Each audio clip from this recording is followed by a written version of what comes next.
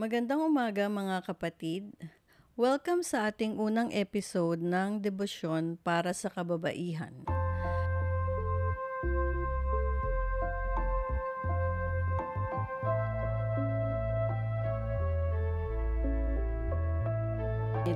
Morning Devotion para sa kapayapaan ng isip at kaluluwa.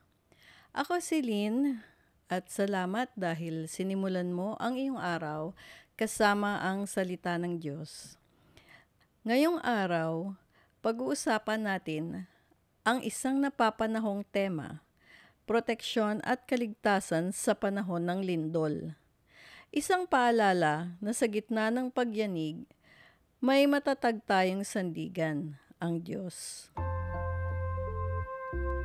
Alam nating lahat mga kapatid na ang Pilipinas ay bahagi ng Pacific Ring of Fire. Kaya natural lang na makaranas tayo ng mga lindol paminsan-minsan. Ngunit sa bawat pagyanig ng lupa, may kasamang pagyanig din ng ating puso. Takot, pangamba, at tanong, paano kung mangyari ulit? Ligtas ba ako? Paano ang pamilya ko? Totoo, hindi natin kontrolado ang mga pangyayari. Pero maari tayong maging handa sa katawan at higit sa lahat sa espiritu. Sabi nga sa awit 46:1-2, ang Diyos ang ating kanlungan at kalakasan, handang saklolo sa oras ng kagipitan.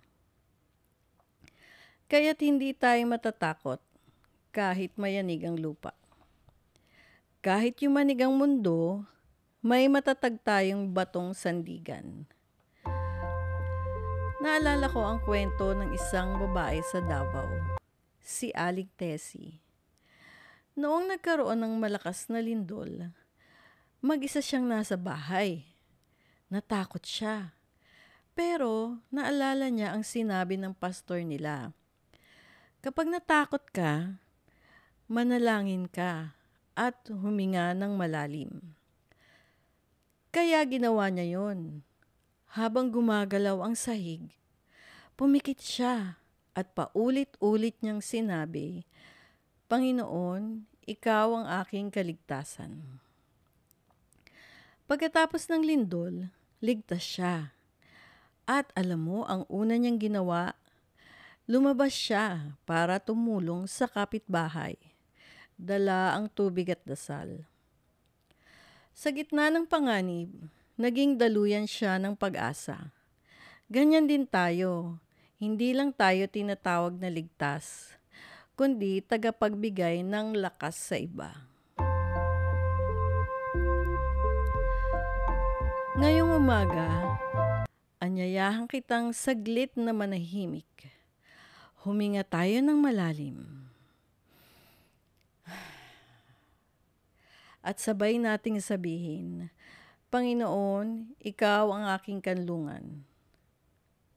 Ano man ang gumugulo sa puso mo ngayon, takot, pangamba o pagod, ibigay mo yon sa Diyos.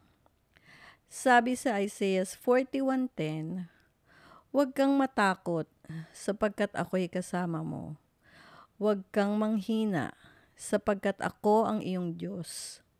Palalakasin kita, tutulungan kita, at aalalayan ng aking matuwid na kamay.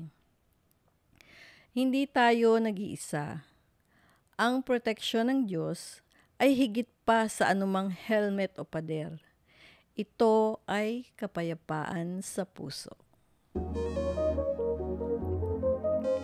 Mga kapatid, narito ang ilang paalala, parehong praktikal at base sa pananampalataya.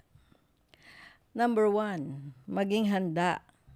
Maghanda ng go bag tulad ng tubig, flashlight, gamot, pagkain, whistle at mga dokumento. Number 2, alamin ang ligtas na lugar sa bahay. Ilalim ng matibay na mesa o malayo sa bintana. Number 3, Turuan ang pamilya na manalangin kapag may sakuna. Tulad ng Panginoon, iligtas mo kami. Number 4, maglaan ng ilang oras sa salita ng Diyos. Araw-araw, kahit 5 minuto lang. At number 5, maging daluyan ng kaligtasan. Tulungan din natin ang iba, lalo na ang nangangailangan. Manalangin tayo. Aming Ama sa langit, salamat sa iyong proteksyon. Sa bawat pagyanig ng lupa, ipaalala mo sa amin na ikaw ang aming matibay na sandigan.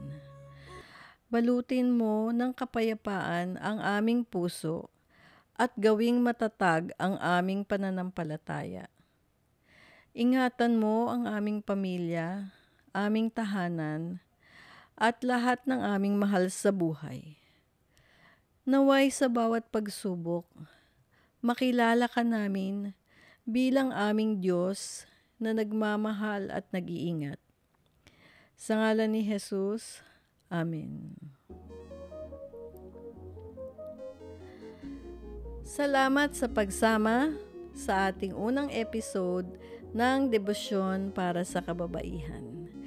Kung nagustuhan mo ito, huwag kalimutang i-share sa iyong mga kaibigan at kapamilya. Samahan mo ako muli para sa isa na namang umagang puno ng pag-asa at kapayapaan. Ako si Lynn na nagpapaalala, kahit yumanig ang mundo, nananatiling matatag ang babaeng nasa Diyos.